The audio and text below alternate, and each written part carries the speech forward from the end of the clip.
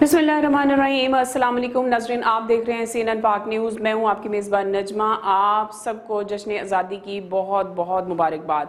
पाकिस्तान को आज़ाद हुए 78 साल हो चुके हैं। 78 सेलिब्रेशन हम कर रहे हैं और इस आज़ादी के मौका पर हर पाकिस्तानी ना सिर्फ ये खुश है बल्कि फ़ख्र महसूस करता है कि वो पाकिस्तान में रहता है। इसी खुशी और इसी फ़ख्र के साथ हम भी अपने स्टूडियो में एक ऐसे मेहमान शख्सियत को मदऊ किया है जो वाकई ही इस आज़ादी में जिनका एक हिस्सा है, और यकीनन जब उनसे बातचीत करें सुनेंगे आप तो आपको भी अच्छा लगेगा।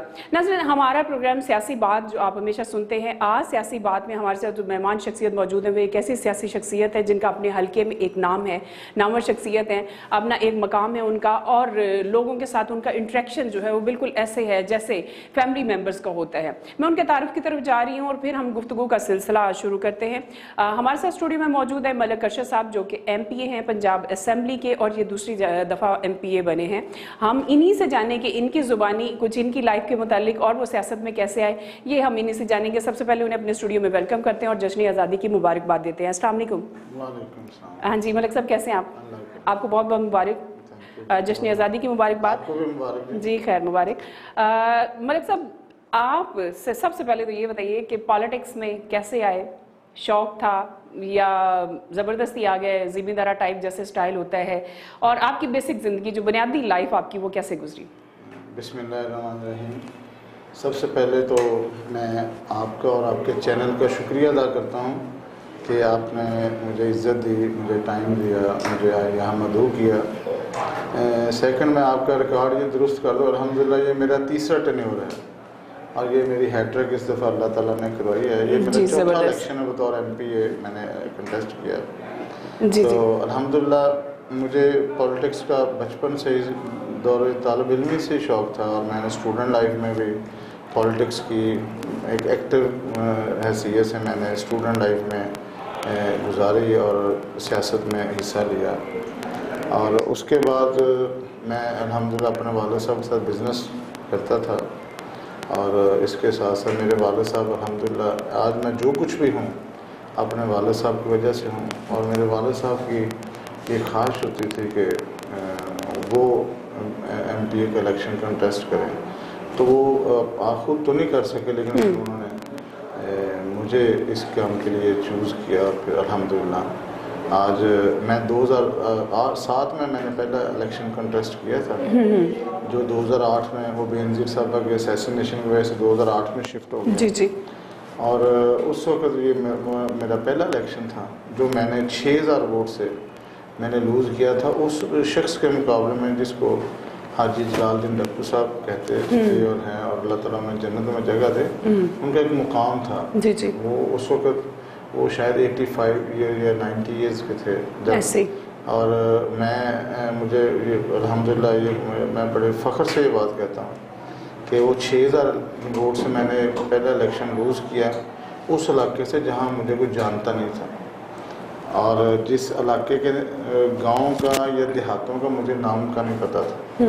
और फिर 2013 में वो वक्त आया जब अल्लाह ताला ने मेरे पे करम किया, मेरे माँ बाप की दुआओं से मैंने फिर उसी इलाके से फ़तह हासिल की और 10,000 वोट की रिकॉर्ड लीड से मैंने 2013 का इलेक्शन जीता और उस शख्स के मुकाबले में जीता जो 7 दफ़ा MPA उस इलाके से रहे, और उनका एक नाम था, उनकी एक सियासी लाइफ थी और उनका बड़ा कंट्रीब्यूशन था, इसमें कोई शक नहीं। जी मलिक साहब, वाकई पहले तो माजरत के मैं वो 2 मरतबा जो कहेगी वाकई आपका 3 दफ़ा इलेक्शन आपने विन किया और हैट्रिक की। और मलिक अरशद साहब, आपका ताल्लुक नून लीग से, आप इस वक्त हुकूमत में, आपने कहा कि जलालुद्दीन डक्कू के मुकाबले में जब आपने पहला इलेक्शन लड़ा तो आप उस वक्त बहुत यंग थे, और उसके बाद वो एक हौसला और हिम्मत आपने की, लेकिन उसके बाद अब जब आप इलेक्शन जीते हैं और बड़े अच्छे मार्जिन से पिछले 3 इलेक्शन आप जीते आ रहे हैं उसी हल्के से, उन्हीं के आगे औलाद के मुकाबले में, तो उस वक्त मलिक जलाल डक्कू साहब का जो एक दबदबा और रौब था और हल्के में उनकी एक पहचान थी,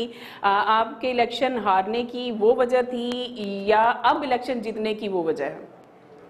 नहीं मैडम, मैं आपको एक गुजारिश करूँ, दबदबा रौब नहीं होता जी, ये बंदे की अपनी सोच है, किसी पे कोई दबदबा या रौब होता है।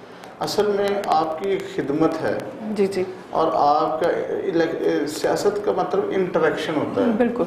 सियासत का मतलब रोब और दबदबा नहीं है। नहीं, रोब दबदबा से मुराद वही और कि उनके साथ सुनो, इंटरेक्शन नहीं, थी लोगों सुनो, की। जी जी। और मेरा जो इलेक्शन है अल्हम्दुलिल्लाह, वो इलेक्शन मेरा इंटरेक्शन नहीं था वो देहात के लोगों से। मैं शहर में 2005 में मैंने यहाँ पे सिटी नाज़िम का मैंने इलेक्शन कंटेस्ट किया PMLN के प्लेटफॉर्म से। मैं एक शहरी था, शहरी मेरी ज़िंदगी थी, तो मेरा इंटरेक्शन नहीं था देहात के लोगों से। वो एक वजह बनी थी।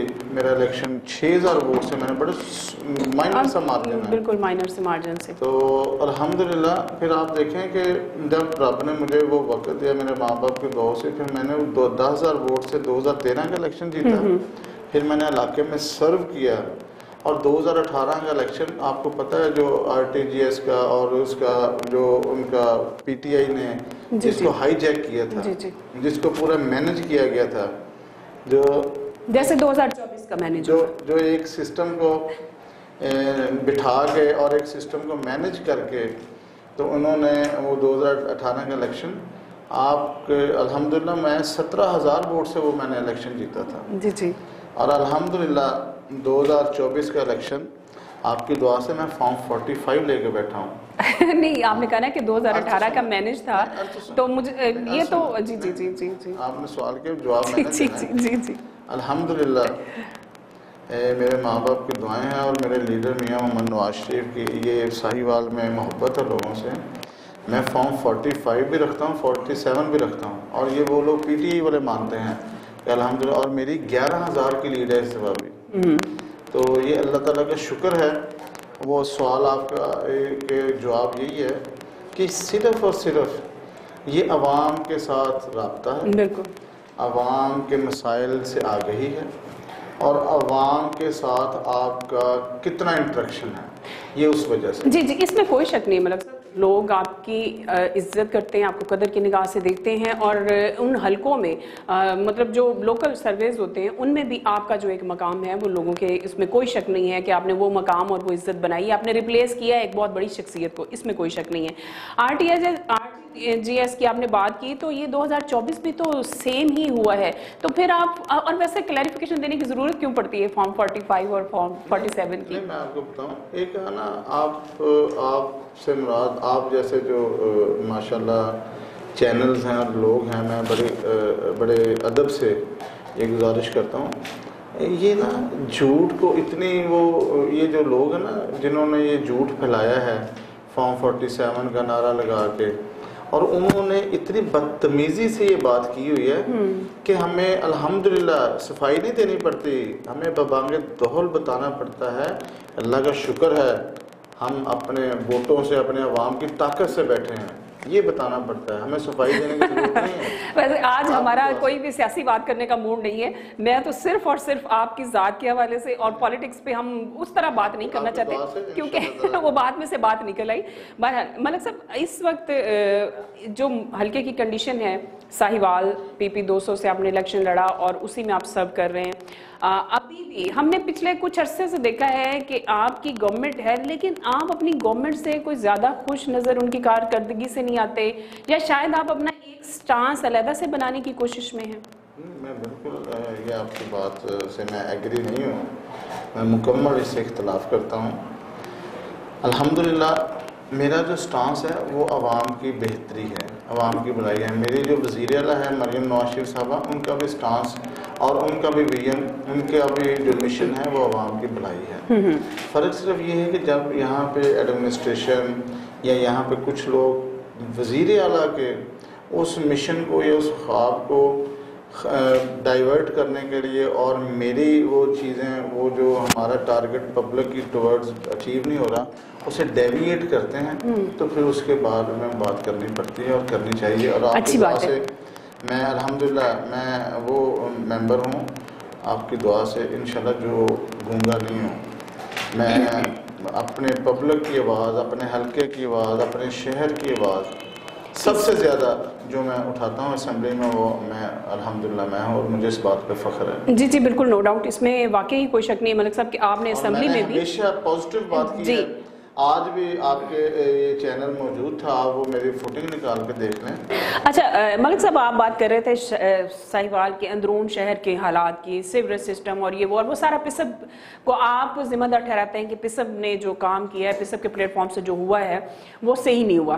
اچھا دوسری طرف آپ کے ہی یہاں کے ایک اور جو ایم پی اے ہیں ملک قاسم صاحب, پچھلا پروگرام میرا ان کے ساتھ تھا تو ہم اسی طرح بات کر رہے تھے, تو وہ اپریشیٹ کر رہے تھے پسب کو اور سیٹسفائیڈ تھے ان کی کارکردگی سے. آپ کا دونوں کا تعلق ایک ہی پارٹی سے, حکومتی نمائندگان ہیں, اور پسب کی کارکردگی سے ایک مطمئن ہے ایک نہیں ہے, اس کا فرق کیسے مٹے گا؟ دیکھیں میڈم, میں آپ کو ایک گزارش کروں کہ میں یہ سمجھتا ہوں کہ میرا اور قاسم ندیم صاحب کا کوئی اختلاف نہیں ہے. وہ کسی حد تک کسی کو کام کے سلسلے میں وہ دیکھیں, جو پسب ہے نا ایز اے ہول, جو پنجاب انٹر سروسز, یہ جو انٹرمیڈیٹ سروسز, سٹی سروسز, یہ جو سٹی سروسز یہ ساہیوال اور سیالکوٹ میں دے رہے ہیں. جی جی, پسب ایک بہت اچھے پروگرام کا نام ہے. بالکل ایسے ہی. پسب کا مقصد قطعاً ہرگز یہ نہیں تھا جو آج یہ ہو رہا ہے. پسب کا مطلب تھا یہ فارن فنڈنگ, یہ فارن ایڈ سے یہ پروگرام بنایا گیا, اور اس کا مطلب تھا کہ جو اربن شہر ہیں ان کو ڈیولپ کرنا اور ان کا جو سارا سسٹم ہے, انفراسٹرکچر ہے, اس کو بہترین کرنا. سب سے پہلے تو میں جس نے یہ پسب کا آغاز کیا اور اسے بنایا, میں ان کو قابل تحسین گردانتا ہوں. اب رہا ان کے کام کا اور سروس کے لحاظ سے, میڈم آپ کے یہ علم میں نہیں ہے کہ یہ پروگرام کتنی دفعہ ایکسٹینڈ ہو چکا ہے. یہ پروگرام بنا تھا 2 سال کے لیے, آج جسے 5واں 6واں سال ہے. بالکل 2020 سے شروع ہوا ہے, اور اب یہ میڈم اور یہ بدقسمتی ہے. اب یہ چیزیں ہمارے لیے وبال بن گئی ہیں.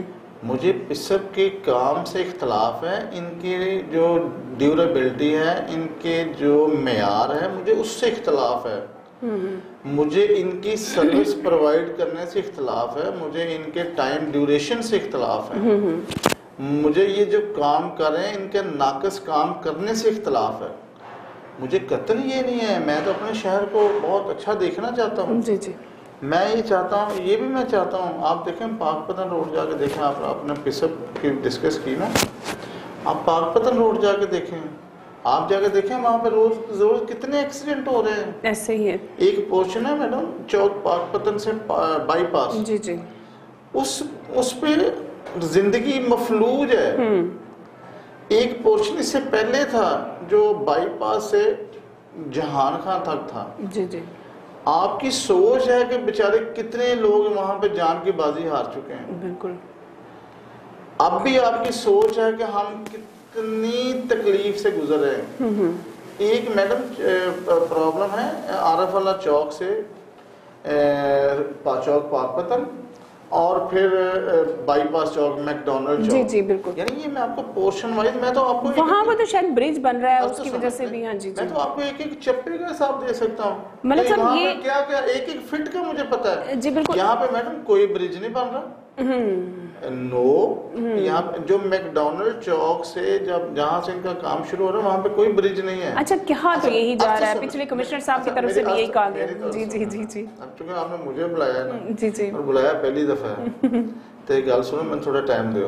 اچھا ہمیں کوئی مسئلہ نہیں, آپ گھنٹہ بیٹھے. اچھا وہ بھائی جان ایسے ہے میڈم, 2 اسکیمیں ہیں جو آپ کو کوئی بندہ بائیفرکیٹ نہیں کر سکتا. آپ کی دعا سے میں ورکر ہوں, جی جی, میں ساہیوال کے عوام کا خادم ہوں, مجھے پتا ہے کیا ہو رہا ہے. ایک اسکیم ہے NHA کی.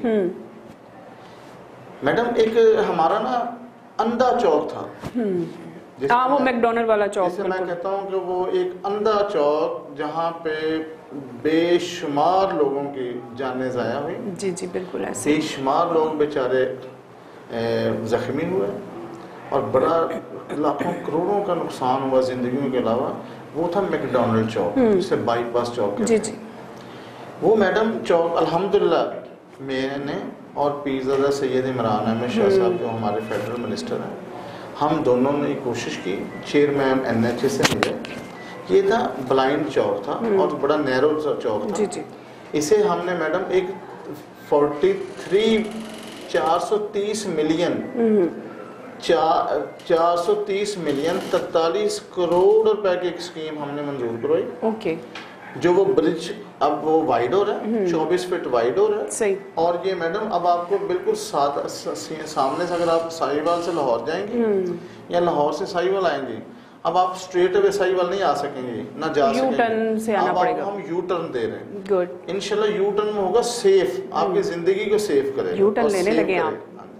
وہ یو ٹرن اور کمپنی لیتی تھی اور پارٹی لیتی ہے, ہم الحمدللہ سیدھا سیدھا کرتے ہیں, ہم لوگوں کی زندگی سیو کر رہے ہیں اور سیف بنا رہے ہیں. صحیح.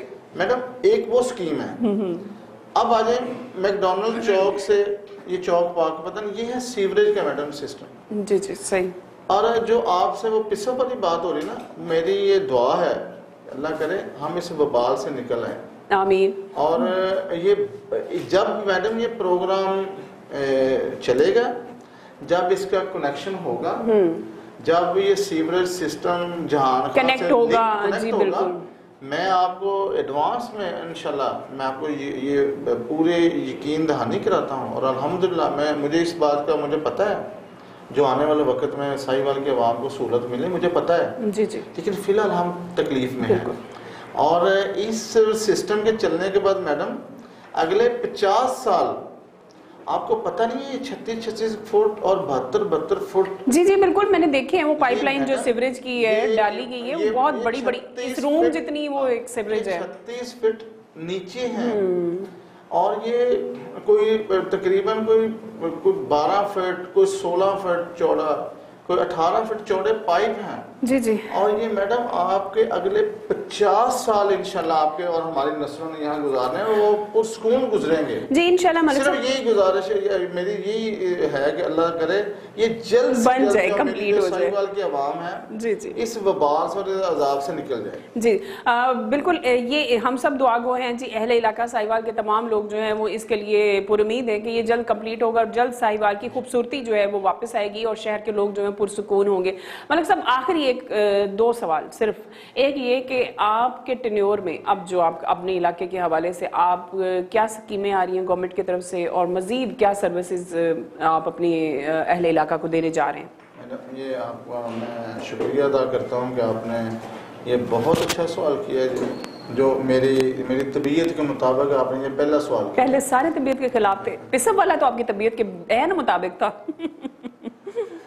میڈم الحمدللہ مجھے یہ بات کرتے ہوئے بڑی خوشی اور فخر محسوس ہو رہا ہے کہ ایک ساہیوال جی ٹی روڈ, جسے ہم old G T road, G G Sahiwal old G T road نا عارف اللہ چوک سے آپ گزرتی ہیں جب سنہری ہوٹل کی طرف اور ملتان روڈ کی طرف, جی جی جی وہ سنگل پیج تھا. ہاں جی بالکل, 2.5 کلومیٹر کا یہ سنگل تھا وہ بالکل.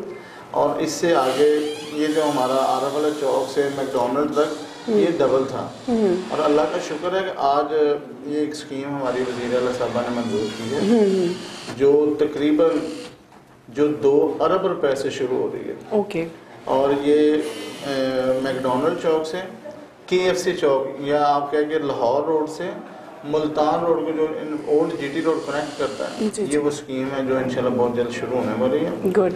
اور باقی بھی انشاءاللہ ہم پوری کوشش کر رہے ہیں کہ جیسے ساہیوال ٹیچنگ ہاسپٹل ہے یہ اپ گریڈ ہو.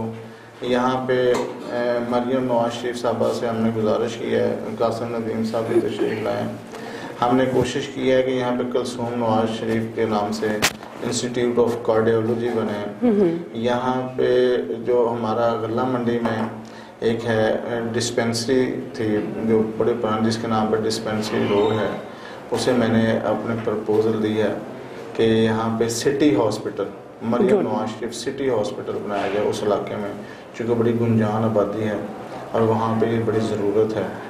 میں نے کچھ سکولز ہیں, محمودیہ سکول جیسے ہے, اس کو میں نے اپ گریڈ کرنے کا میں نے گزارش کی کہ اسے ہائر سیکنڈری اسکول بنایا جائے. جس طرح ہمارا سرکی روڈ پہ گرلز اسکول ہے, وہاں پہ 1800 سے 2000 بچیاں پڑھ رہی ہیں, اور میں نے انہیں بھی یہ محکمے سے میں نے یہ اسکیم منظور کروائی ہے کہ وہ بھی ہمارا ہائر سیکنڈری اسکول بنے. ملک صاحب سوری, جی جی جی گل سنو تسی بلایا آپ ہے اسی اپنی مرضی میں آئے گل تو ساری پوری سننی ہے شاہ صاحب اچھا میڈم مجھے ملک صاحب قاسم قدرتی میں اس کے ساتھ سوال اٹیچ کرنے والی تھی چلیں اب آپ اسی کا جواب دیں بیٹھا ہے قدرتی شاہ صاحب الحمدللہ رب نے مجھے یہ توفیق دی جی جی کہ غلہ منڈی میں شاہ صاحب نادرہ کا جو دفتر تھا نا نور شاہ روڈ پہ تھا کچا پکا نور شاہ روڈ پہ جب غلہ منڈی سے لوگ آتے تھے نا تو تقریباً 4 کلومیٹر سفر کرتے تھے دیہڑی علیحدہ توڑتے تھے تکلیف علیحدہ تھی آج نادرہ کا میڈم دفتر اسٹیبلش ہو چکا ہے میرے اور پیر عمران شاہ صاحب کی وہ ہمت کرنے سے کوشش کرنے سے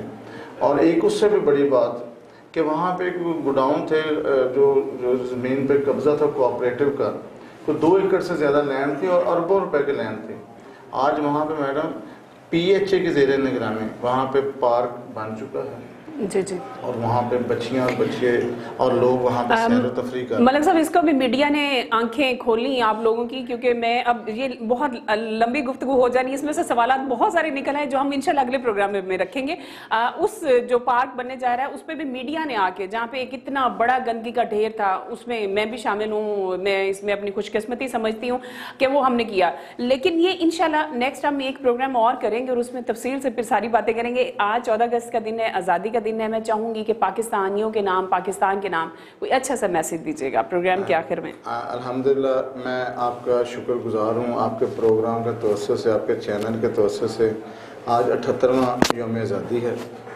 یہ جو ملک ہے جو کلمے کی بنیاد پہ بنا ہے جو ہمارے آباء و اجداد نے اپنی جانیں دے کے اور یہ آزادی حاصل کی ہے تو انشاءاللہ تعالیٰ اس پہ دعا ہے کہ اللہ تعالیٰ اس کی خوشیاں ایسے ہی دوبالا رکھے ہمیں ایسے ہی یہ جو یوم آزادی ہے منانے کی توفیق دے اور پچھلے دنوں جو ہماری پاک افواج نے اور جو بین المرصوص کے نام سے اور جو ہمارا جو وہ مشن تھا جو ہم نے انڈیا کو بھارت کو جو ناکو چنے چبوائے ہیں انشاءاللہ تعالیٰ آج اس موقع پر ہم ایک دفعہ پھر اعادہ کرتے ہیں کہ جب بھی ہماری ضرورت پڑی ہماری جانوں کی بھی ضرورت پڑی ہم اپنے جانیں دینے سے گریز نہیں کریں گے اور اپنے ملک پہ آنچ نہیں آنے دیں انشاءاللہ انشاءاللہ بہت شکریہ جی ناظرین ہمارے ساتھ موجود تھے ملک ارشد صاحب جو کہ ایم پی اے ہیں پی پی 200 ساہیوال کے بہت کمال گفتگو بہت زبردست ملک صاحب سے ابھی بہت کچھ جاننا باقی ہے وہ انشاءاللہ ہم نیکسٹ کسی پروگرام میں اس کو پھر مدعو کریں گے اور بات چیت کا سلسلہ ہم انشاءاللہ پھر وہیں سے شروع کریں گے جہاں آج ہم ڈسکنیکٹ کرنے جا رہے ہیں آپ سب کو ایک بار پھر ہماری طرف سے CNN پاک نیوز کی طرف سے جشن آزادی مبارک اگلے پروگرام تک کے لیے اپنی میزبان نجمہ کو دیجیے اجازت آپ کا اور ہمارا اللہ حافظ